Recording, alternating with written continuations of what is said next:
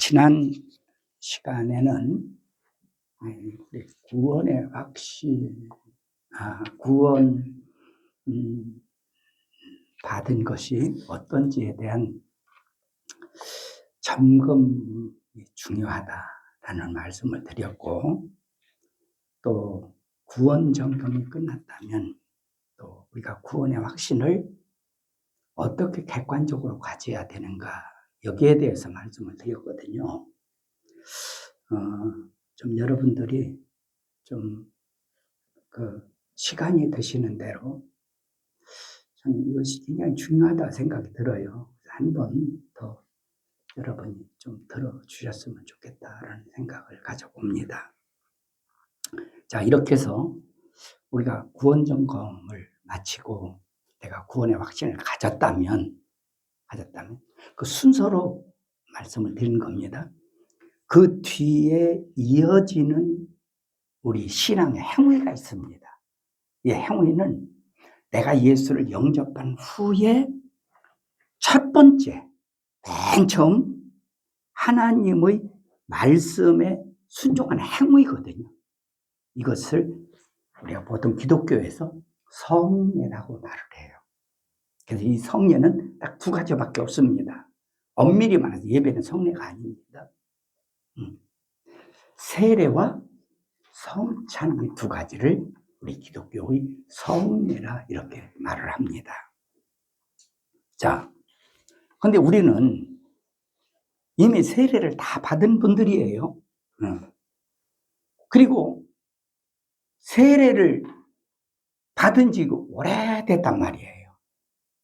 그러다 보니까 이 세례의 의미가 많이 우리의 삶에서 좀 뭔가 좀 잊어버렸을 것 같기도 하고, 그래서 제가 지난 시간에 구원 점검에 대해서 말씀을 드렸기 때문에 거기에 이어서 우리가 세례에 대해서 다시 정리할 필요가 있겠다, 이런 생각이 들어서 오늘 그 세례에 관해서 말씀을 좀 드리려고 세례에 관한 성경 구절을 두 군데를 봤거든요. 근데 이 말씀을 이렇게 드리려고 이렇게 말씀을 딱 정리를 했는데, 제가 보통 그 설교를 이렇게 하기 위해서 제가 페이퍼를 보통 3장 정도를 준비를 하거든요. 원고를. 근데 오늘은 8장을 준비를 했어요. 근데 제가 이 말씀을 드린 것은 모든 어떤 말씀들이 다 그렇잖아요. 아무리 내용이 길다 할지라도 줄이면 적게 되는 것이고, 작은 것도 또 구체적으로 늘리면 늘어질 수 있는 것이고, 이제 그렇게 해서 여러분이 놀랄 이유는 없습니다. 중간중간에 제가 시간에 따라서 이렇게 말씀을 좀 정리하려고 하는데, 어쨌든 이 말씀을 오늘 제가 설교로 이렇게 하려고 하다 보니까 설교라는 어떤 메시지 형식보다는 세례에 대해서 이것을 체계적으로 이거를 최소한 요 정도는 우리가 알아야 되겠다라는 그런 내용으로 이렇게 정리하다 보니까요, 성경 공부라는 형식이 더 의미가 강하지 않는가라는 생각으로 여러분에게 말씀을 좀 드려야 되겠다 싶습니다. 또 성경 공부 시간이 따로 있어서 성경 공부를 말씀드린다면, 오늘 여기 사실 마태복음 28장 우리가 본 말씀은 중심은 뭐냐면 제자의 도라고 하면은 주제가 딱 맞는 거거든요. 예. 제자가 무엇인가, 여기에 대한 말씀을 여기서 증거한 내용이고, 또 로마서 6장 말씀은 세례의 의미가 무엇인가, 세례의 의의에 대해서 거기서 쭉 정의를 내린 말씀이거든요. 그걸 메시지로 이렇게 말씀을 드린다면 두 개 나눠서 이렇게 말씀을 이렇게 드릴 수 있겠습니다만은, 저는 그것을 본문에서 메시지 형식으로 말씀드린 것보다는 성경 공부 형식으로 이렇게 말씀을 좀 드리려고 하다 보니까 여러분이 좀 재미도 없을 수도 있고 또 지루하게 느낄 수도 있지 않는가 하는 생각이 들지만 한 번쯤 지나간 내가 받은 세례를 내가 한번 정리해본다, 되돌아본다는 측면에서 한번 이 정리를 가지면 여러분뿐만 아니라 여러분의 신앙 후배들에게도 세례에 대해서 제대로 잘 이렇게 설명도 해줄 수 있고 하지 않겠나 생각이 들거든요. 이런 측면으로 좀 생각해 보시면 좋겠다 생각이 듭니다. 자, 이 세례에 대해서 좀 더 체계적이고 또 바른 그런 관점으로 알기 위해서는 아주 최소한 줄여서라도 10가지의 주제를 이렇게 10가지의 순서를 따라서 적어도 이 정도는 알아야 세례에 대해서 이런 거구나 라는 것을 이해할 수 있을까 싶어서 한 10가지 정도를 말씀을 이렇게 준비했습니다. 그러나 놀라지 마세요. 뭐 시간 안에 다 끝낼 거니까. 예.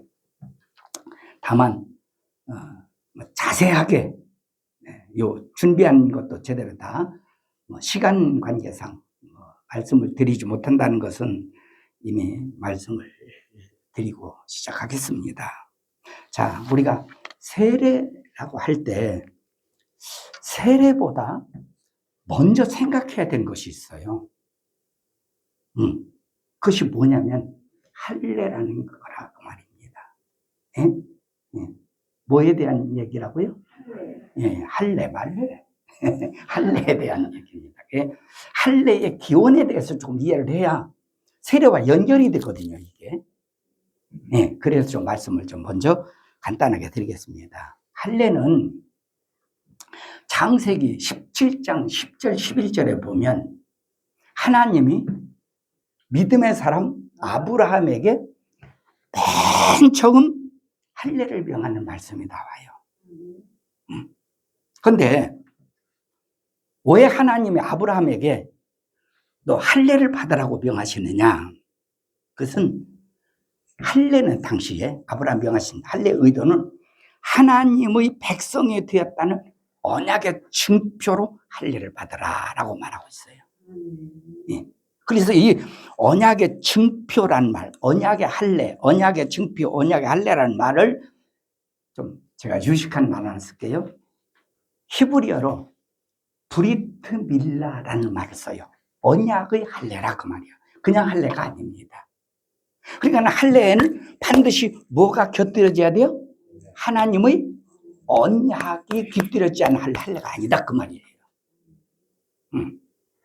여기에 대해서도 무슨 할례가 지금 유대인들만 당시에 있었던 것이 아니고 고대 근동 지역에도 많은 할례가 있었거든요. 예, 그러다 보니까 할례를 종교적인 관점에서 얘기하는 분들도 많이 있어요. 그러나 여러분 그렇게 보시면 안 돼요. 그래서 제가 말씀드린 거예요. 이 할례는 그냥 할례를 받음으로 어떤 종교에 내가 어떤 귀한다, 예? 종교에 입문한다 이런 개념이 아니고 그 유대교라는 그런 종교의 입문이 아니라 하나님과의 언약의 할례, 예. 이런 개념을 우리가 잘 생각하시면 거기에 대한 설명을 제가 고대 근동 지역에 있었던 그런 할례의 의미를 설명 안 드려도 우리가 좀 짧게 이해할 수 있는 그런 내용이 아닌가라는 생각이 듭니다.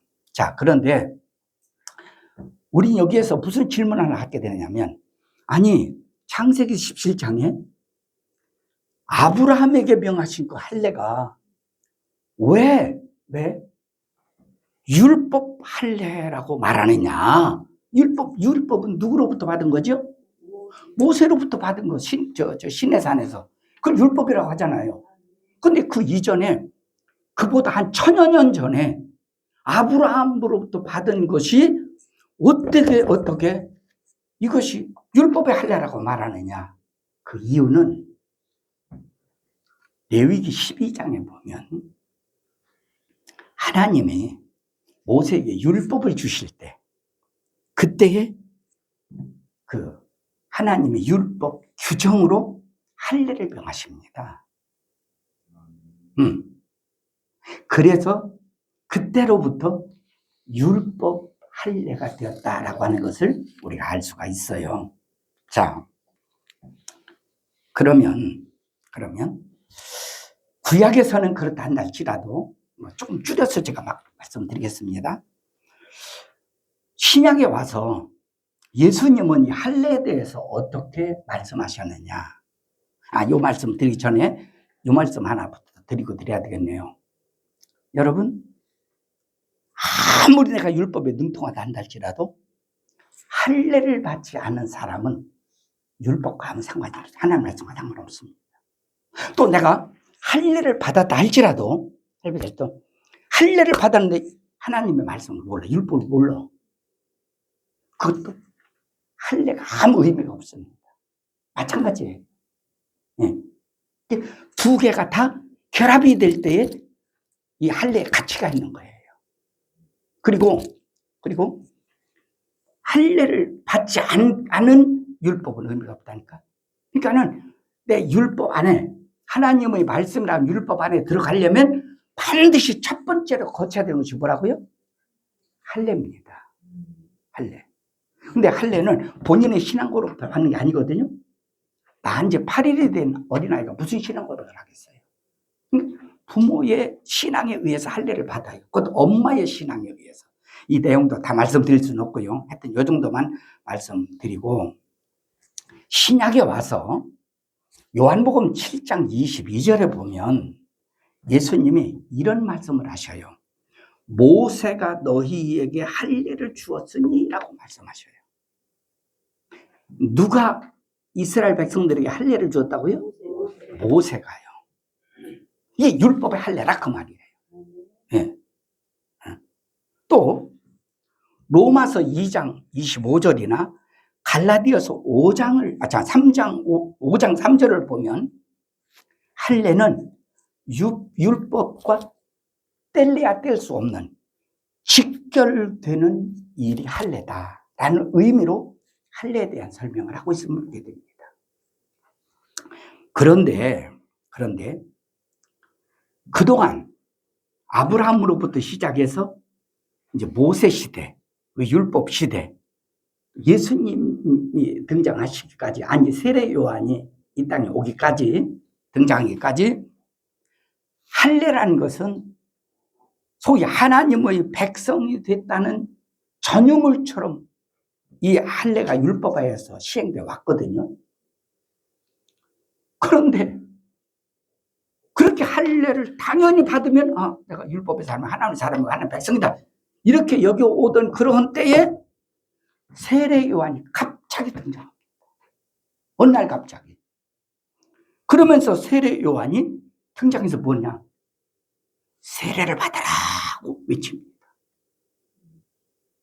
여러분 상식적으로 생각해 보세요. 그동안에 쭉 이스라엘 백성들을 무엇을 받아왔다고요? 할례를 받아왔어요. 할례를.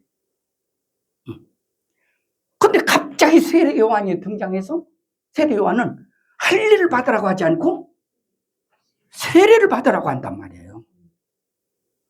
여러분 그 얘기를 들었을 때에 적어도 반기를 든 사람들이 나올 만하잖아요. 안 그래요? 응? 아니 과거에 할례도 받고 세례도 받고 이게 겸해서 할례를 받든 세례를 받든 둘 중에 하나 이렇게 받으면 그저 하나님 백성이다 이렇게 해왔다면 별 문제가 안 된다 그 말이에요. 응? 세례 세자도 몰라. 응? 할례만 전부로 알고 그렇게 지내왔단 말이에요. 조상적부터 지내왔다 그 말이에요. 그런데 갑자기 세례 요한이 세례를 받으라고 외치니까요.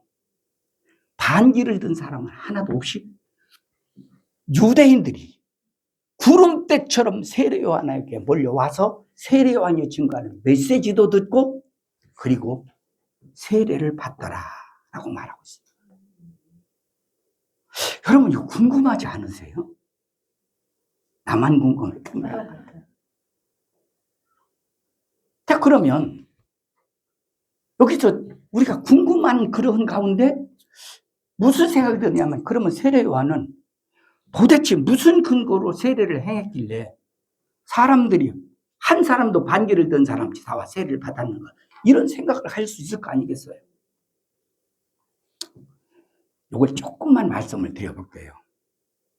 왜냐하면 그 말씀을 드려야 세례 요한의 세례를 준 것, 또 세례 요한 예수님에게 세례를 준 것, 그 다음에 또 예수님의 이름으로 우리가 세례를 받는 것, 이런 것들이 이어졌기 때문에 말씀을 드린 거거든요. 그래서 이제 세례 요한이 지금 세례 요한을 말하고 있기 때문에 세례 요한 세대라고 말씀드릴게요. 그 세례 요한 시대 때에 그 유대교 안에는 3가지 종파가 있었다는 거예요. 가령 우리 기독교 안에도 가령 장로교파, 감리교파, 무슨 뭐 성결교파, 침례교파 이렇게 있듯이 유대교 안에도 3종파가 있었는데, 우리가 잘 알듯이 사두개파, 그 다음에 바리새파, 또 하나 에세네파. 물론 이 에세네파에 대해서는 성경에 나오질 않습니다. 나올 수가 없는 상황이었기 때문에 나오지 않지요. 자, 그런데 이 중에서 제가 에세네파에 대해서 조금 말씀을 좀 드리게 되겠어요. 왜냐하면 세례요한과 연결됐다고 모든 학자들이 지금 증언하고 있기 때문에 좀 설명을 좀 필요하다, 그 말입니다. 이 에세네파는 소위 다른 말로 말하면 수도원 같은데, 수도원을 이제 광야나 또는 어떤 산악 지역이나 이런 쿰란 지역이라고 그러잖아요. 그런 데서 은둔하고 지내는 좀 특수 종파예요. 그 은둔파라고도 말하거든요. 예. 근데 이 사람들은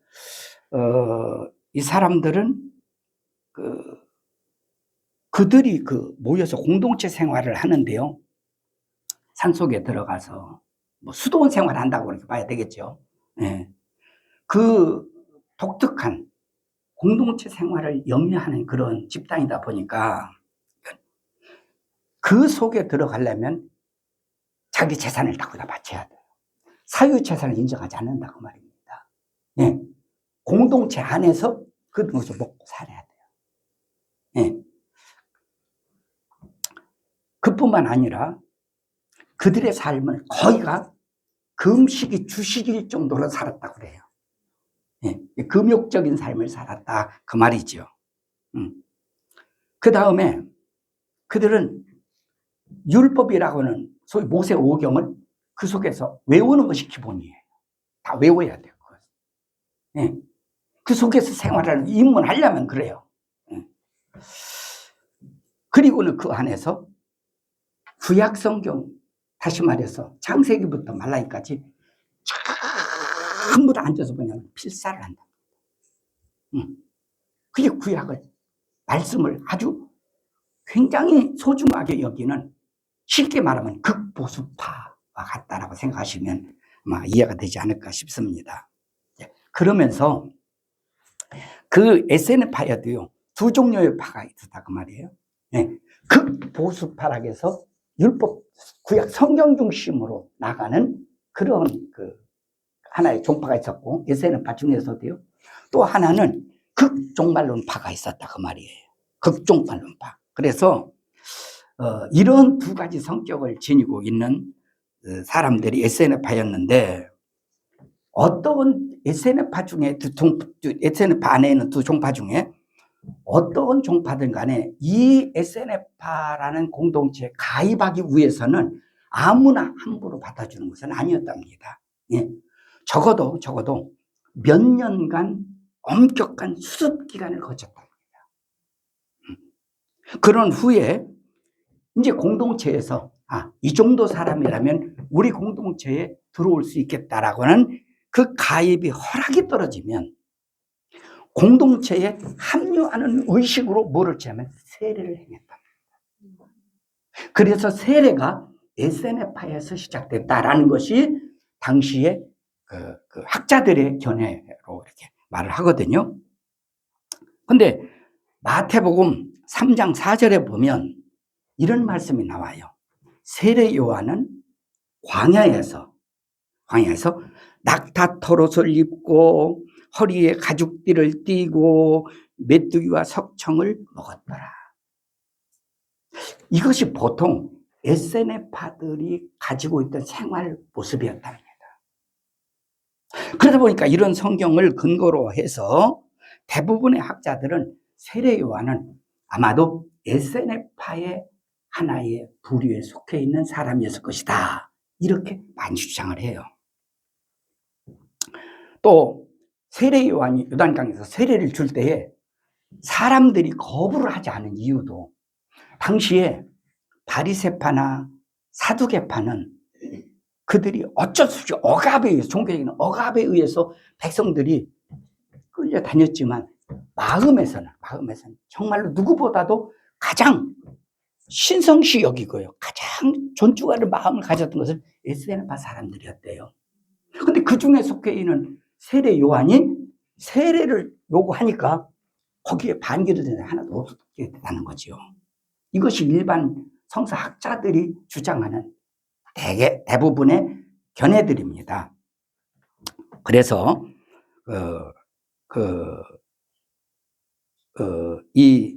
세례를 베푸는 일은 이런 측면에서 SNF파에서 유래된 그러한 세례 형식을 세례 요한이 전수해서 이렇게 전한 것이다, 이렇게 말을 하는데, 물론 이런 주장에 대해서도 뭐 역사적인 전성이라든지 아니면은 당시의 정황이라든지 이런 거를 볼 때에도 무시할 수는 없는 일이라고 봐요. 하지만 여러분, 우리는 이러한 역사적인 전승보다도 더 중요한 것이 있습니다. 그것이 뭐냐? 성경적인 근거가 있어야 한다는 얘기입니다. 전승도 필요해요. 무시하는 건 아닙니다. 그러나 성경에 그 내용이 들어있다면 우리는 성경을 더 신뢰해야 된다, 그 말이에요.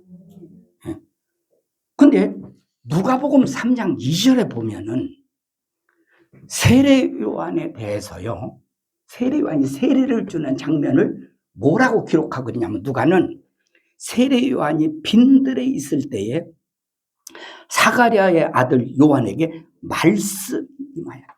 세례를 주라는 말씀이 임했다. 성경에 기록되어 있어요. 또 마태복음 21장 25절에 보면 예수님은 바리새인들에게 물어요. 뭐를 물으냐? 세례 요한의 세례가 어디로부터 왔느냐? 하늘로부터 왔느냐? 아니면 사람에게로부터 왔느냐? 물어요. 여러분, 이 질문을 볼 때에 예수님이 이렇게 질문하는 질문은 사람에게 왔다는 얘기를 드리려고 그래요? 하나님께로부터 왔다는 얘기를 드리려고 그래요? 당연하지요. 그러면 세례 요한의 세례가 SNF파 사람에게로부터 와서 세례를 주는 거냐? 아니면 하나님이 그에게 세례를 주라고 계시한 말씀에 의지해서 세례 요한이 세례를 주는 거예요? 여러분 어떻게 생각하세요? 성경에 보면은 세례 요한의 세례가 하나님께로부터 온 세례였다는 것을 우리가 확인할 수 있다, 그 말이에요. 네. 그리고 요한복음 1장 6절에도 뭐라고 말하냐면 세례 요한은 하나님께로부터 보내심을 받은 사람이다라고 기록되어 있어요. 그 다음에 요한복음 1장 33절에도요, 세례 요한이 자기가 스스로 말합니다. 뭐라고 말하냐면 나를 보내어 물로 세례를 베풀라 하신 이가 하나님이다, 이렇게 적어놓고 있어요. 여러분, 그러면 세례 요한의 세례가 어디에서 배워서, 어디에서 세례 주는 것을 보고, 자기가 과거에 SNF파에 속해 있기 때문에, 그래서 나는 내 제자들, 내 사람들을 만들기 위해서는 나는 이런 세례 형식으로 다 세례해야겠다, 이렇게 세례한 겁니까? 아니면 하나님의 계시에 의해서 세례를 베푼 겁니까? 맞습니다. 응? 이렇게 우리는 세례 요한의 세례를 이해하면 좋겠다 싶습니다. 그러면 그 다음 세례 요한이 준 세례는 무슨 의미가 있는가? 왜 세례 요한은 세례를 줬냐, 그 말이죠. 근데 누가복음 3장 3절에 보면 이게 제가 이 성경을 말씀드린 것은 어떤 객관적인 근거를 제시하면서 설명하려고 지금 그러는 거거든요. 그럼 뭐라고 말하느냐? 세례 요한의 세례는 죄 사함을 위한 회개의 세례라 이렇게 나와 있어요. 한번 따라해 볼래요? 중요한 얘기이기 때문에 죄 사함을 위한 회개의 세례. 죄 사함을 위한 회개의 세례. 여러분, 왜 제가 따라하라고 말씀을 드리냐면 세례 요한의 세례가 죄 사함의 세례였다는 이 문구 때문에 이 세례 요한의 세례를 죄 사함 받는 세례라고 말을 합니다. 근데 만약에 아까 찬송도 불렀지만 찬송은 찬송이에요. 성경은 아닙니다. 물 같은 것 가지고는 있을 수가 아주 없네. 아까 찬송 불렀죠. 그렇긴 하지만 그거는 그거고, 만일에 세례 요한이 세례를 통해서 인간의 죄를 사할 수 있다고 한다면 여러분 예수님 때문에 뭐 하려고 오신대요? 그렇잖아요. 응? 또 오시는 건 오셨다고 하자고요. 예수님이 십자가에 달려 죽으신 목적이 뭐죠? 죽으신 목적은 우리의 모든 죄를 다 전부 다 사하시기 위해서라고 말이에요. 그런데 세례 요한의 세례가 사람의 죄를 사하는 능력이 있다고 한다면 예수님이 십자가에 뭐 하려고 죽으셨냐고요? 쉬운 거예요? 여러분, 잘 여기서 이해를 해야 됩니다. 네. 그래서 우리가 문자적인 개념 중요해요. 그러나 그 말을 하기까지는 그 배경을 잘 이해하고 말씀을 봐야 된단 말이에요. 그래서 성경을 여러분 혼자 이해하기는 참 많은 위험이 따라요. 그래서 예수님 왜 제자 삼으러 가는가? 저는 지금 목사가 되기 전에 몰랐어요. 목사가 돼 보니까요, 너무 그 말이 중요하다는 걸 알게 돼요. 반드시 성경 배워야 되는 거예요. 참 필요합니다. 세례 요한의 세례는 여러분 죄사함의 세례, 이 용어가 나왔다고 해서 죄를 사하는 능력이 있다는 것이 아니라 죄사함을 얻기 위해서는 뭐가 필요하다? 회개의 세례가 필요하다, 이 말이에요. 세례가 죄사함을 준다는 의미가 아닙니다. 그러므로 세례 요한 앞에 세례를 받으러 오는 사람들 중에 많은 사람은 자기 죄를 고백하고 세례를 받는데 바리새인들은요, 자기 죄를 고백해야 안 해요. 그러니까 세례 요한이 외쳤잖아요. 이 독사 이 새끼들아, 누가 너희 앞에 임박한 진노를 피하라 하더냐. 너희가 속으로 아브라함의 자손을 하지 마라.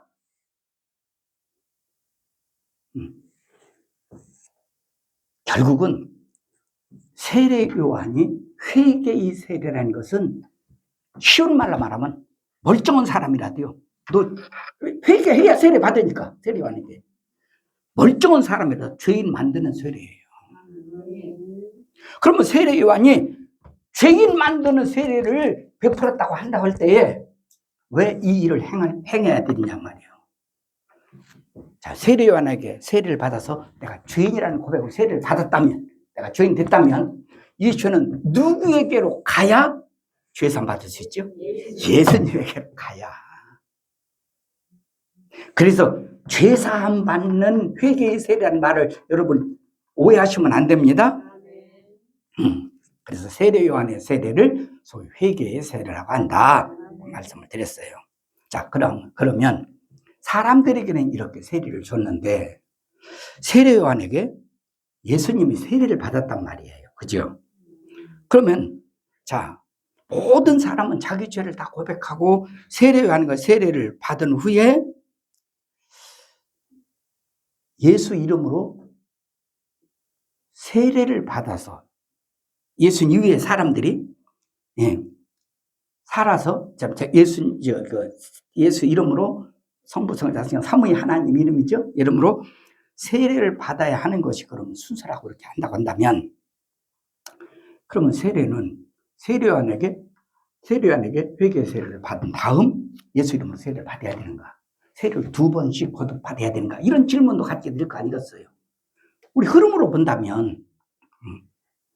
근데 여러분, 예수님이 세례를 주라고 제자들에게 명하기 전까지 세례요한의 세례는 한시적인 세례였다는 거. 여러분이 꼭 아시면 좋겠습니다. 예. 예수님이 오늘 마태복음 28장에 명하신 이 세례 이전에 필요한 세례였다 이 말이에요. 예. 그러므로 세례 요한의 사명의 본질, 세례 요한이 가지고 있는 선지자로서 사명의 본질은 사실은 사람에게 세례 주는 것이 사람의 본질이었다면 지금부터 세례 요한이 이런 세례를 받고 다시 성삼위일 세례를 받아야 되는 거예요. 그런데 세례 요한의 사명의 본질은 사람에게 세례를 주는 것이 아니라 예수님이 가셔야 하는 십자가의 길을 여는 역할을 하는 선지자이다 보니까 본질이 세례 요한의 세례의 본질은 모든 죄를 예수님에게 전가시켜서 예수님이 십자가에서 세례를 받아야 되는, 세례의 의미로 세례를 받아야 되는 그런 그 일을 행하기 위한 성례가 세례 요한의 세례였다는 것. 다시 말씀드리면 세례 요한의 세례는 결국 본질이 예수님에게 세례 주기 위한 선지자였다는 것. 이것으로 여러분이 이해하시면 좋겠다 싶습니다. 그 다음에 예수님이 세례 요한에게 세례를 받으실 때에 물속에서 올라오는 그런 장면에 대해서는 다음 시간에 또 기회에 대해 말씀드리겠습니다. 자, 이렇게 해서 이제 세례 요한이 많은 사람에게 세례를 받게 된, 세례를 시작하게 된 유래, 이제 율법과 세례를 시작하게 된 유래, 그 다음에 제자 많은 사람들에게 세례를 이제 베풀게 된 그 의미가 무엇인가? 그리고 예수님에게 세례 요한이 세례를 주었다는 얘기를 간략하게 말씀을 드렸습니다. 자, 그 뒤에 오늘 본문 말씀을 보면 예수님이 제자들에게 부활 승천 바로 직전입니다. 이 상황이 제자들에게 제자의 도를 말씀하셔요. 제자의 도를 말씀하시는데 그 오늘 본문에 대한 내용은 다음에 기회가 있다면 뭐 자세하게 설명을 드리기로 하고 여기 보니까 한 가지만 말씀드린다면 제자들에게 소위 지상 명령을 하나 내리십니다. 그것이 뭐냐면 제자들 모든 전 세계 인류로 제자를 삼아 아버지와 아들과 성령의 이름으로 제자를 삼은 자들에게 세례를 줘라. 그러니까 먼저 제자를 삼아야 돼요. 네. 그 두 번째 그 제자들에게 세례를 주라는 얘기죠. 그렇죠? 자, 그러면 요것은 요걸 하지 말고 넘어갈 것이 뭐냐. 여러분, 구약에서 하나님의 이름이 뭐라고 우리말 성경에 나왔죠? 구약에서 하나님의 이름이 여호와라고 나왔잖아요. 그죠?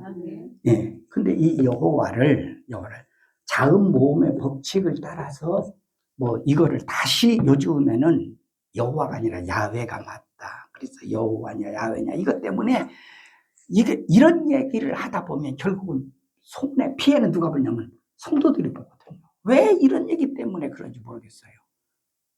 이런 거를 만약에 이런 자음 모음의 법칙에 따라서 이게 용어가 이러냐 저러냐 하고 시비를 건다면 성경에 다 고쳐야 됩니다. 예? 여러분 베드로 그렇게 말하면 안 들으세요. 예? 페트로스요. 여러분 요한이 맞아요. 아니면 존이 맞아요. 이거 한도 것도 없는 얘기예요. 근데 요즘에 다른 번역 성경에 보면 요한은 이름을 빼요. 전부 다 뭐로 거기다 넣는지 아세요? 아도나이라는 말이거든요. 원래 히브리 원 성경에는요, 여호와라는 말이 안 나와요. 아도나이라는 그 말을 지금 우리 말로 번역하면 주님이라는 말입니다.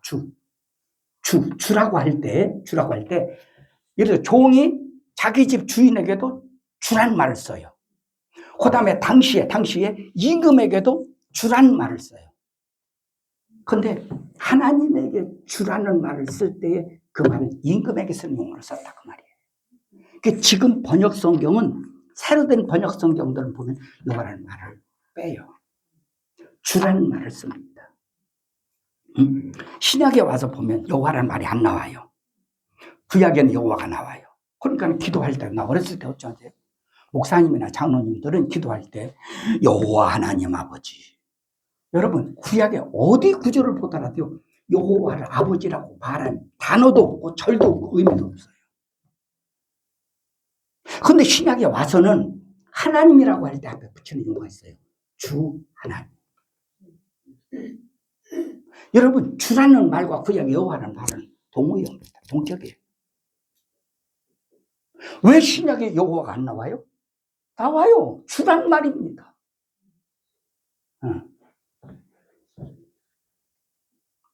그러니까는 사람들은 여호와가 아버지고 또 아들의 이름은 뭐라고요?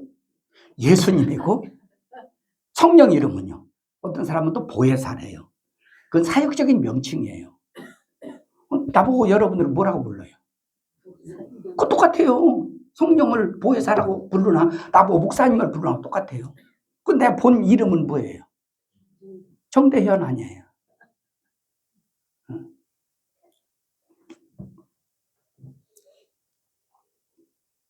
그럼에도 불구하고 오늘 마태복음 28장 19절에 보면 예수님 말씀해요. 아버지와 아들과 성령 이름으로 세례를 주라. 제자들에게 명하신 말씀입니다. 명령. 자, 그러면 이거 보세요. 여기서 아버지와 아들과 성령 이름으로 세례를 주라 할 때에 이 말은 세례를 주는 집례자, 목사가 수세자, 세례를 받는 사람들에게 세례 줄 때에 내가 성부와 성자와 성령 이름으로 세례를 주노라 이렇게 말하는 말인가? 아니면 아버지의 이름이 있고 아들의 이름이 있고 성령 이름이 있는데 이 아버지의 이름, 아들의 이름, 성령 이름 이 이름으로 세례를 주라는 말인가? 여러분 어떤 게 맞는 것 같아요? 전자가 맞는 것 같아요? 후자가 맞는 것 같아요?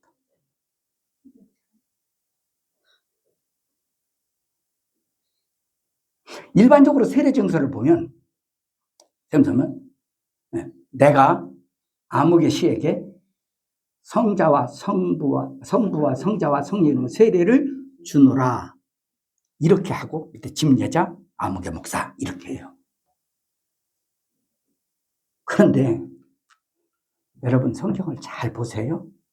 세례를 주는 자에게 예수님이 성부 성자 성령으로 세례를 주라 세례를 주는 문장을 사용하라고 이 말씀을 준 것이 아니라 이름으로 주라 그 말이에요. 이름.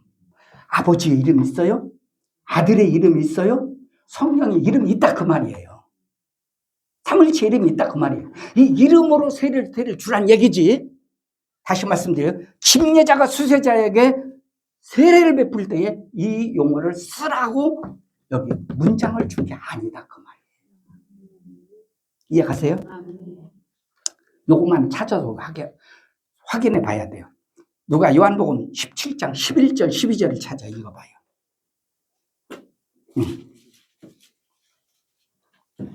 요한복음 17장 11절 12절 빨리 찾는 사람이 먼저 읽어요.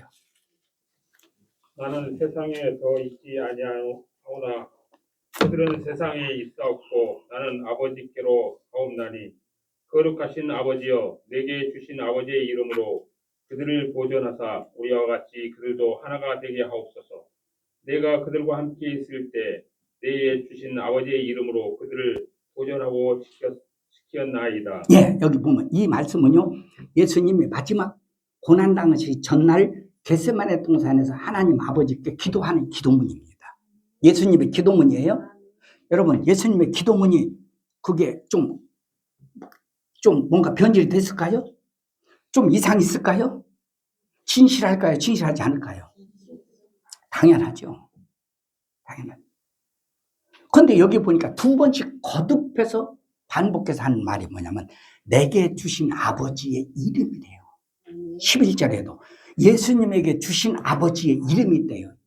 예수님에게는 이름을 누가 주셨다고요? 아버지가 주셨는데 그 아버지가 예수님에게 이름을 주실 때 누구 이름을 줬다고요? 아버지의 이름이 있는데 그 이름을 아들에게 주었대요. 이걸 두 번이나 반복합니다. 자, 그러면 그 이름이 무슨 이름인지 마태복음 1장 21절을 한번 찾아 읽어보세요. 아버지의 이름이 있었어요. 그 이름을 아들에게 주었다겠어요? 그 아버지의 이름을 아들이 받았어요? 근데 그 이름이 뭐냐 그 말 읽어보세요. 아들을 낳으리니 이름을 예수라 하라. 아들을 낳으리니 이름을, 이건 하나님의 계시예요. 하나님의 계시예요. 그죠? 아들을 낳으리니 이름을 예수라 하라. 예? 아들의 이름이 뭐예요? 그 이름은 누구로부터 받았어요? 하나님 아버지의 이름이 뭐란 말이에요? 그러면 성령의 이름이 뭔지 요한복음 14장 16절을 보십시다. 14장 26절.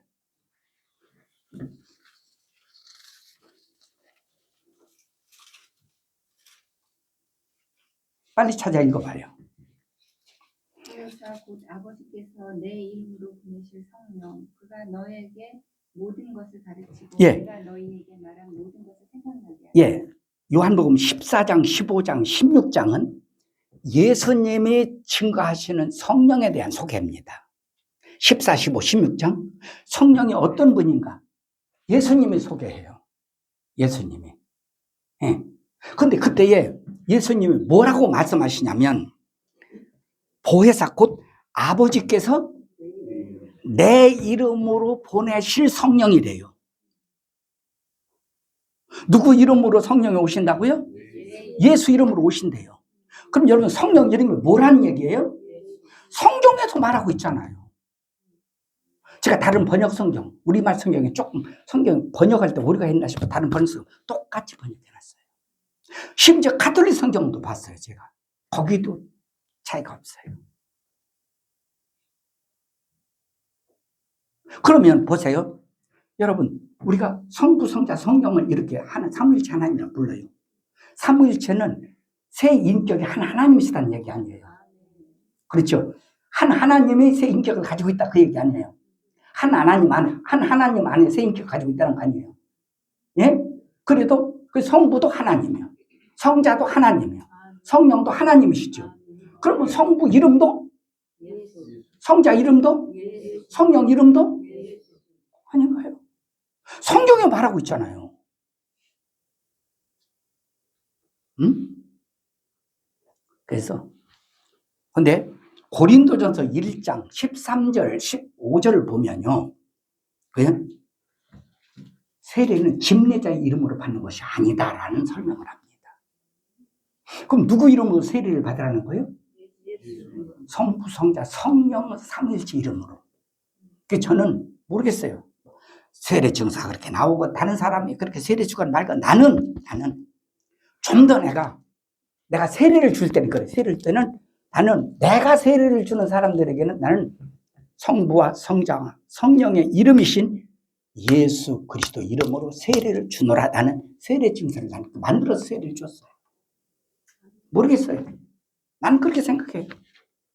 다른 사람이 어떻게 하든 말든. 그래서 어쨌든 여러분 우리가 세례는 어떤 사람의 이름으로 받으면 안 되거든요. 예? 사도행전 17장에도 어떤 사람이 그래요. 뭐라고 말해요? 나는 19장인가? 나는 요한의 세례밖에 모른대요. 요한의 세례밖에. 그러니까 바울이 예수 이름으로 세례를 받으라. 예수 이름으로 세례를 줬다고 그랬어요. 거기에 대해서 할 말이 많습니다. 말이 많은데 이 정도만 말씀드리고 지나가렵니다. 그래서 어쨌든 세례는 성삼의 이름으로 세례를 받아야 된다는 것. 이해가시죠? 세례의 권위는 어디에 있다고요? 성삼의 이름에 권위가 있다는 것. 꼭 여러분 기억하시면 좋겠습니다. 그 다음에 세례를 왜 받아야 되는가? 세례 받은 목적은 주님의 명령이기 때문입니다. 뭐 이야기할 것도 없어요. 이 얘기가 무슨 얘기냐면 세례라는 것은 우리의 선택사항이 아니다 그 말이에요. 세례는 주님의 명령이기 때문에 이유를 막론하고 내가 구원받는 사람은 세례는 반드시 받아야 돼요. 구원받은 자가 첫 번째 행하는 첫 행위, 첫 순종의 행위니까요.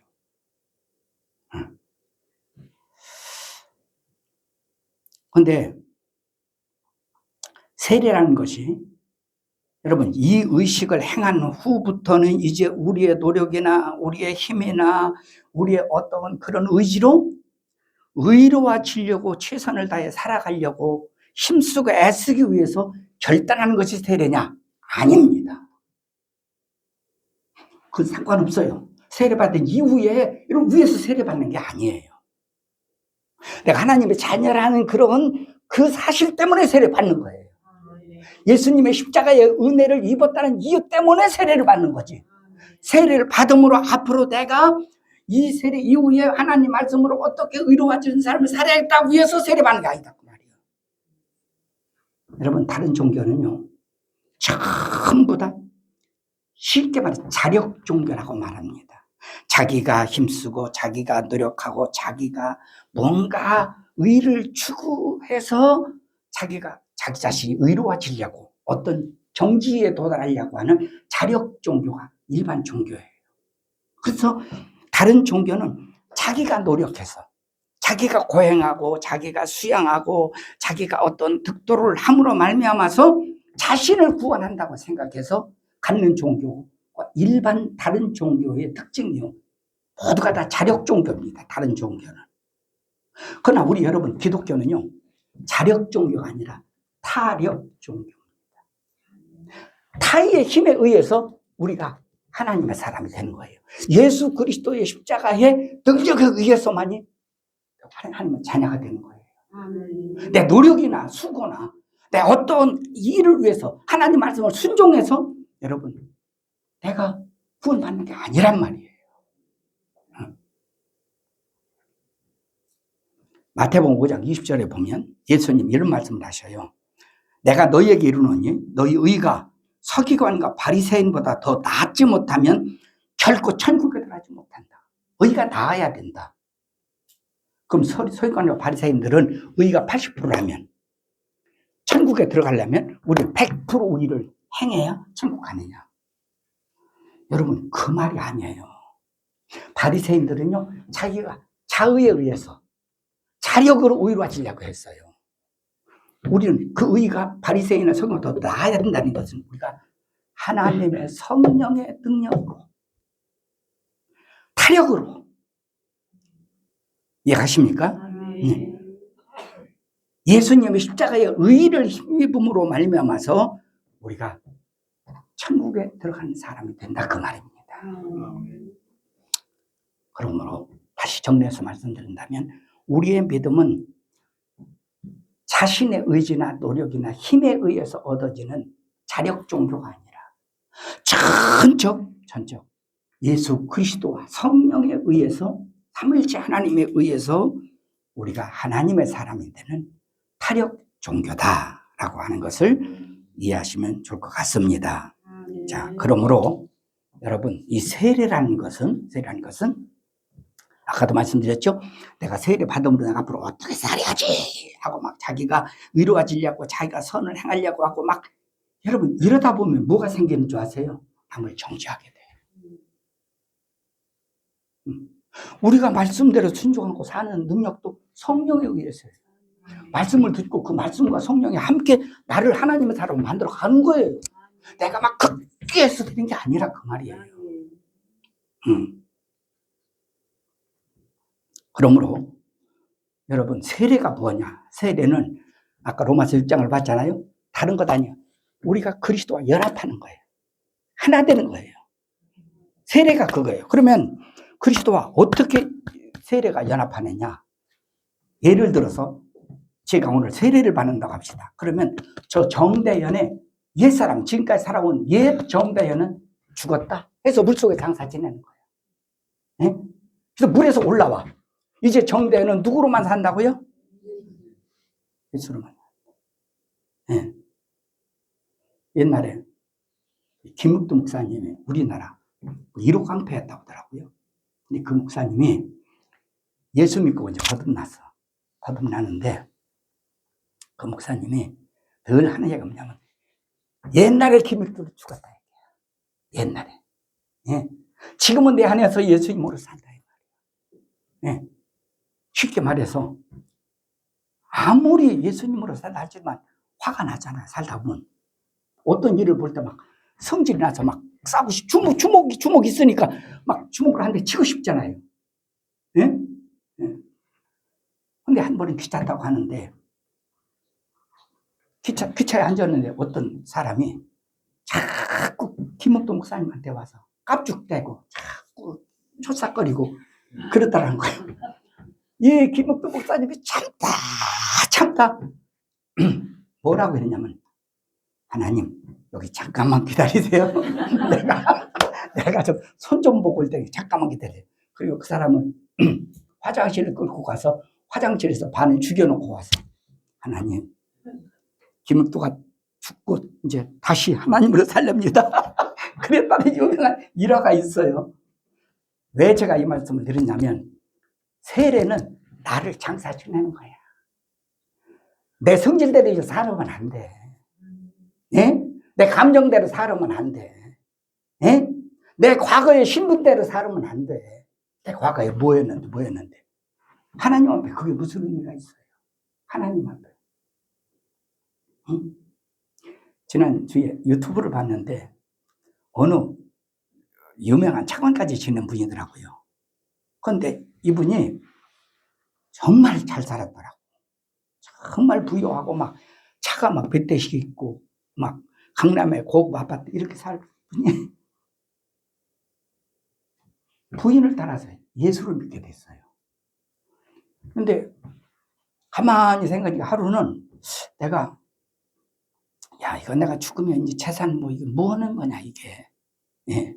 그래가지고 그냥 무심결에 그냥 그렇게 기도했대. 그냥 하나님, 나 이 재산 가지고 있다가 죽으면 무슨 소용 있겠어요. 예.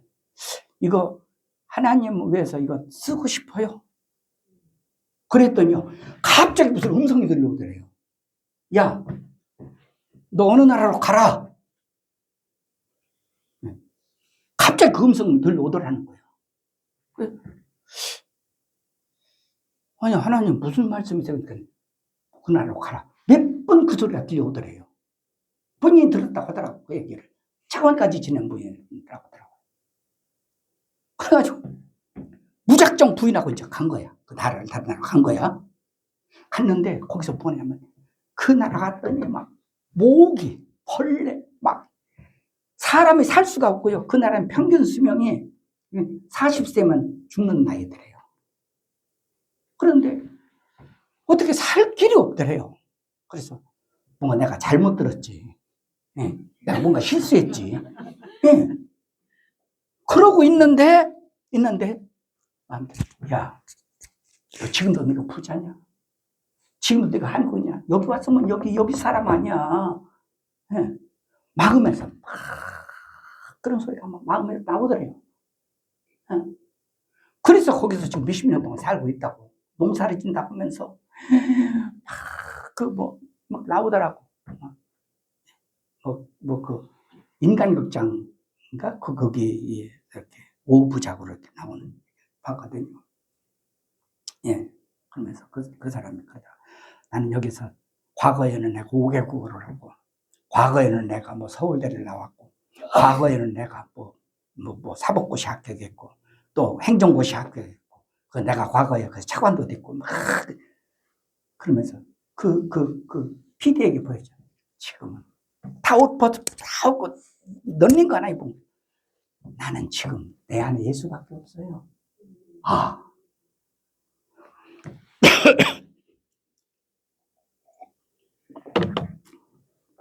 이게 세례의 의미라고. 세례. 응? 과거에 나는 죽었어. 나는 이제 누구로만 살아? 여러분, 그게 세례라는 거. 그러면 세례의 종류에 대해서 좀 말씀드리겠습니다. 세례의 종류는요, 여러분, 한 가지가 있는 것이 아니라 세례의 종류는 7가지가 있어요. 7가지. 뭐가 있냐? 관수례가 있어요. 세례를 줄 수 없는 아주 환자들을 그 교회사를 보면 뭐가 나오냐면 관을 짰잖아요. 사람 죽어서 시체를 관 있죠? 관 속에다 넣다 꺼내요. 관수레가 주어지던 때가 있더라고요. 관수레가 있어. 그 다음에 국수레. 국수레라는 것은요, 바가지에 물을 뜬다든지 밖에서 물을 떠서 머리로부터 붓는 거예요. 그래서 전신을 물로 이렇게 붓는 그 세례식을 국수레라고 말하고요. 그 다음에 세 번째, 적수레가 있는데, 적수레, 집례자가 이거 찍어서요, 물을 찍어서 십자가를 그어. 이렇게 주는 세례를 적수레라고 하라고요. 그 다음에 살수레가 있어요. 무슨 세례? 살수레. 살수레는요, 어떻게 하느냐.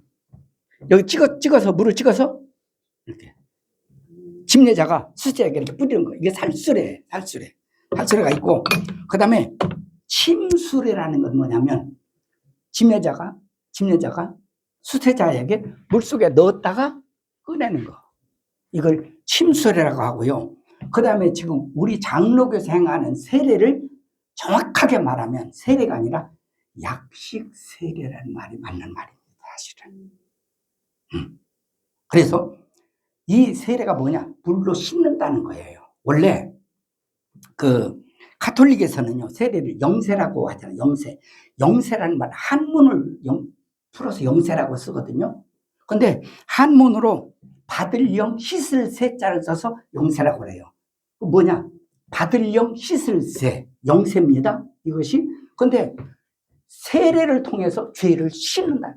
그러니까 가톨릭에서는 세례를 받으면 그 사람 죄가 씻어진 거야. 네? 맞아요? 물로 죄를 씻을 수 있어요? 말도 안 되죠, 진짜. 그러니까 거기에 대해서는 더 얘기할 거 없어. 자, 그 다음에 뭐가 있냐면 7번째로 유아세례라는 것이 있습니다. 유아세례. 우리 장로교 법에 의하면 만 6세 이하까지는 유아세례를 받아요. 그 다음에 14세 이후에는 입교를 거쳐야 정식 교인 목록에 등재되는 유아세례가 있습니다. 예. 자, 그러면 여러분, 이 세례를, 유아세례는 어릴 때 주는 거니까, 유아세례도 설명을 드려야 되는데, 제가 설명을 못 드리겠고, 유아세례를 빼놓고, 세례가 벌써 6종류의 세례가 있잖아요. 그 중에, 이 세례 방식 중에서 여러분이 볼 때는 무엇이 가장 옳은 방법일 것 같다고 생각이 드나요? 저는 개인적으로, 장로교 목사지만, 세례만큼은 세례 요한도 요단 강에서 세례를 줬어요. 예수님도 요단 강에서 세례를 받고 물에서 올라오셨다고 그랬어요. 그랬다고 한다면 우리는 예수님 제자들 아니에요. 그렇다면 적어도 이걸 약식으로 하는 것보다는 세례가 하는 것보다는 뭐 그렇다고 해서 막 세례를 심세를 받는 것이 옳고 약식 세례를 받은 것은 이거는 조금 이건 변질 이런 개념보다는 어쨌든 예수님이 행하신, 예수님 받으신, 우리의 스승이 받으신 그 모습으로 우리가 받는 것이 난 가장 바람직한 것이 아니냐. 그래서 저는 지금까지 제가 목사가 돼서 세례를 줄 권한을 가진 후로부터는 한 번 제가 세례를 준 적이 있어요. 한 번 물을 떠다가 세례를 준 적이 있는데 그때 뭐냐면 돌아가시기 직전에 노인이 있었어요. 네. 7동에 사는 그 노부자 집사님 친정 엄마가 돌아가시기 직전에 있었기 때문에 그 자리에서 세례를 세례를 준 적이 있거든요. 그 외로는 세례를 준 적은 거의 없습니다. 그죠? 거의 침수를 전 줬는데 여기 침수례라는 말은 원래 어디서 사용했느냐면요. 그것은 염색 공장에서 사용한 용어랍니다. 이 용어가. 그러니까 침수라는 뜻은 물에 잠긴다는 거예요. 예? 그 다음에 그냥 일반 세례라는 것은 씻는다는 거예요. 세례라는, 우리만 성경에 봐도 찬송에도 보면 항상 세례라고 가로치고 침례라고 써 있죠. 또 성경에도 보면 세례라는 말을 쓰고 밑에다 나나주에 침례라고 써 있어요. 침례. 써 있거든요. 얘기가. 원래는 성경에는요, 원래 침수례는요, 원래 원어에 뭐라고 하냐면요, 밥티조라고 나왔어요. 그 다음에 세례는 란티조라는 말을 쓰거든요. 근데 여러분 성경에 란티조라는 말은 안 나와요. 전부 다 밥티조라고 나와 있죠. 이걸 우리말로 번역할 때 세례라고 번역한 거예요. 이거를. 이해 가세요? 그래서 저는 그렇게 생각하는데 여기에 대해 조금만 더 언급해 드린다면, 자, 유대인들은 그들이 어디를 떠나든지 여행할 때는 반드시 그들은 뭐냐면 수통을 차고 다닌답니다. 물을 가지고 다닌다. 왜 가지고 다니냐? 그들에게 가장 중요하게 여기는 것이 뭐냐면 정결 의식이래요. 네? 심지어 이방인을 봤잖아요. 이방인? 또 어디서 예를 들어서 돼지 먹는 것을 봤어, 어떤 사람이. 예? 그러면 거기서 뭐를 해야 돼? 그 자리에서 눈을 정결 의식을 행해야 돼. 그들이 법이에요, 그들이. 그러니까 그들은 먹기 위해서 물을 갖고 다닌 것보다는 먹기 위해서는 포도주를 갖고 다녔답니다. 이제 성찬에 대해서 말씀드릴 때 성찬에 대한 설명을 할 때 말씀드리겠어요. 그런데 언제나 물을 갖고 다녔기 때문에 그들은 어디서든지 먹으려고 세례 요한이 요단강까지 가고 예수님이 세례 받으러 요단강까지 갈 이유가 뭐가 있어요? 물이 있는데 세례가 맞다면 아무 데서나 그냥 찍었어. 그냥 이렇게 하면 되는 걸 왜 거기까지 가냐 그 말이에요. 네? 그렇지 않아 이상하잖아요. 근데 세례 요한은 요단강에서 세례를 줬어요. 예수님도 그곳에 가서 세례를 받으셨어요. 그뿐만 아니라 사도행전에 보면 필립 집사가 에티오피아 내시 있잖아요. 내시에게 세례를 주기 위해서 물 있는 곳으로 찾아 내려갔다고 그랬어요. 물이 있는데? 물 갖고 다니는데? 왜 란티조가 맞으면은 란티조로 행하지? 왜 팝티조로 행하려고 그러느냐, 그 말이에요. 난 뭐가 좋다, 나쁘다, 뭐가 맞다, 안 맞다라기 보다는 우리 예수님의 제자니까 나는 내가 살아있는 한은 어떤 특별한 부득이한 경우는 어쩔 수 없어요. 그것이 아니라면 나는 나는 예수님의 제자로서 바람직한 세례 방식이다. 이렇게 생각합니다. 맞다, 틀리다 이걸 얘기하는 게 아니에요. 나는 그게 성경적인 것이 아니겠느냐. 이렇게 생각한다. 그 말입니다. 그러다 보니까 어떤 사람은 이제 그렇게 주장한다고 이제 배가 꼴려서 하는 얘기가 있어요. 어떤 사람 뭐냐면 그게 밥투자가 그렇게 맞으면은 그러면은 요단강까지 가서 행해야지. 왜 요단강 안 가고 이렇게 하냐. 근데요, 보세요. 성경에 요단강에서 세례를 받으라고 명시되어 있다는 걸 가야 돼요. 그렇잖아요? 성경에 요단강에서 받으라고 거기서 밥티조를 받으라고 했다면 가야 한다니까 우리는 비행기 타고. 그런데 그렇게 안 했어. 그러니까 우리는 그런 좀 배 아래 꼴려서 자기 체질이 맞지 않는다고 그렇게 말하는 사람들의 말에 우리는 거기에 현혹되지 않았으면 좋을 것 같아요.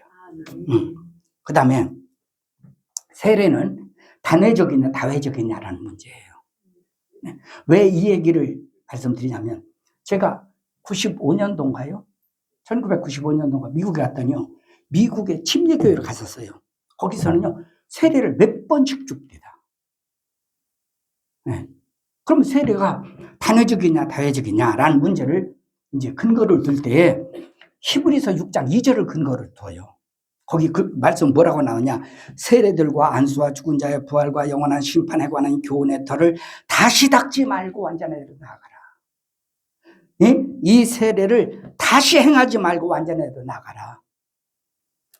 여러분, 근데 오늘 이 말씀이 세례를 한 번 받아야 한다는 근거를 두면 안 돼요. 왜? 이 말씀의 의도는 무슨 말씀이냐면 신앙의 초보에 머무르지 말고 좀 믿음이 좀 성장해 가라. 그 말을 위해서 얘기한 거지. 세례는 딱 한 번 받으면 된다. 이 얘기를 하기 위해서 하는 말씀이 아니거든요. 여러분 집에 가서 히브리서 6장을 읽어보세요. 그러다 보니까 제가 세례식 하는 것도 봤어요. 미국 가서. 그랬더니 세례식 하기 전에 반드시 신앙 고백을 합니다. 앞에는 간증을 해요. 자기가 예수를 영접하게 된 간증을 한 다음에 만인의 번호로 세례식을 해요. 세례식을 하는데 거기 보니까 세례를 어떤 사람은 전에 2번을 받았는데 3번째 받는 거래요. 그런데 뭐라고 얘기하면 전에는 내가 아무 생각 없이 그냥 남을 따라서 또 그렇게 세례를 받아야 또 이 교회에 대한 이론이 될 것 같으니까 세례를 받았다는 거예요. 그러나 이제는 내가 예수님을 영접하고 세례를 받는 세례입니다. 전에는 가짜였습니다. 자기가 그러더라고, 자기가. 그래서 자기가 요구했대요. 목사님한테. 나 세례 전에 그건 가짜예요. 다시 주세요. 본인이 요구하면 목사님 세례를 줘야 되거든요. 그런데 한국에서는요. 아이, 괜찮아. 잘라버려요. 그건 바람직한 것은 아니라고 봅니다. 장로교단에서는요, 침례교단에 대해서 사실 침례교단이 세계에서 제일 큰 교단이거든요. 세계에서. 네. 장로교단은 우리나라에서 제일 큰 교단이지만 달라요. 그런데 이 침례교단에서 이제 뭐가 있느냐면요, 재세례를 받아야 한다, 재침례를 받아야 된다 해서 재세례파라고 주장을 해요. 장로교단에서는 재세례파인 침례교는 이단이다 이렇게 얘기를 하거든요. 그런데 재세례파라는 얘기는 무슨 얘기냐면 세례를 2번, 3번 받는 것을 재세례파라는 것이 아니라, 잘 들어요? 그게 아니라 유아세례를 받은 사람에게 만 14살 이상 되면은 장로교에서는 입교식만 하면 된다고 하는데 침례교에서는 그건 네 어머니 신앙으로 받은 것이지, 네 어머니 신앙으로 네가 유아세례 받을 때는 네 어머니 신앙으로, 네 부모 신앙으로 네가 믿음 안에서 네 부모가 키우겠다고 너한테 세례를 준 거지, 이제는 내 이름으로 네 신앙 고백을 세례를 받아. 이게 정상이다 해서 세례를 줘. 이걸 재세례라고 말합니다. 이걸 이단시예요. 그럼 난 왜 이단시하는지 이해는 안 가요.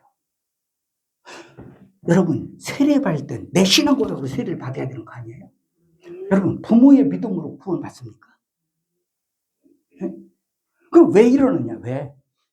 유아세례의 근거는요, 할례를 근거로 둬요. 할례를. 응. 그러나 성경에는요, 유아세례에 대한 그 말씀을 명시한 말씀 단 하나도 안 나오고요, 유아세례를 주었다는 사례도 단 한 번도 안 나와요. 그러니까 할례를 근거로 이렇게 유아세례를 주는데 그 얘기는 다 드릴 수 없고요. 막 지나가서. 근데 어쨌든 여러분, 유아세례도 중요합니다. 유아세례가 주는 유익이 커요. 유아세례를 받다 보면 어쨌든 준 사람도 그렇고 받은 사람도 부모와 자기도 그렇고 믿음의 환경이라는 그런 환경 조건에서 이렇게 키워가고 커가고 하는 것은 참 좋거든요. 그러나 우리가 물론 세례가 구원 주는 건 아니에요. 예, 그 세례 성찬과 구원의 관계도 제가 설명하려다가 빼버렸는데 지금 넘어갔는데요. 우리가 그러나 세례는 중요한 겁니다. 본인의 신앙 고백으로 세례를 이렇게 우리가 받아야 되는 것이 꼭 필요한데,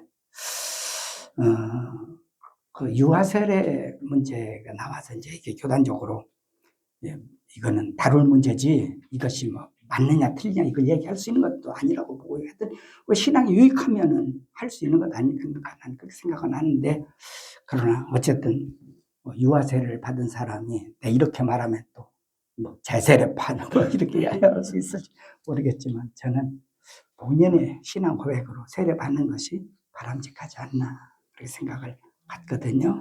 이렇게 해서 뭐 그냥 제가 1시간 10분 제가 말씀을 드렸는데 막 준비한 거에 대해서는 막 대충 해서 막 그냥 막 설명 이렇게 했는데 얼마나 여러분에게 잘 이해가 되는 말씀 드리는지 모르겠습니다. 아무튼 세례가 중요하기 때문에 제가 이렇게 말씀드린 거예요. 세례는 우리가 보통 평생 한 번 받습니다. 한 번 받지만 받은 세례, 또 과거에 내가 오늘 말씀 듣고 보니까 나는 세례가 내가 과거에 잘못 받은 것 같아, 다시 받아야겠네 그 생각하지 말고, 여러분 세례는 세례인데 그 세례를 잘 정리해서 믿음을 가지면 한 번 받은 것도 상관없습니다. 그러나 또 받을 그 필요는 없다고 생각이 들어요. 주는 사람도 주기도 어렵고. 그러니까 아무튼 세례 의미를 잘 알아서 우리가 신앙생활에 도움이 되면 좋겠고요. 다음 시간에는 세례에 이어서 성찬에 대해서 말씀을 이렇게 나눠보겠습니다. 기도하시죠. 하나님, 우리가 예수를 믿는다는 믿음이 온전한 믿음인지 구원 점검을 가진 다음 우리는 구원의 확신을 객관적으로 가져야 한다는 말씀을 지난 시간에 드렸고요.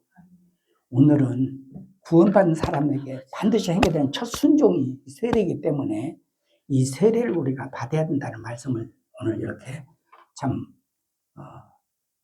한 10여 가지 이렇게 내용으로 쭉 설명을 드렸는데 얼마나 참 이해가 잘 되게 종이 말씀을 전했는지 모르겠습니다.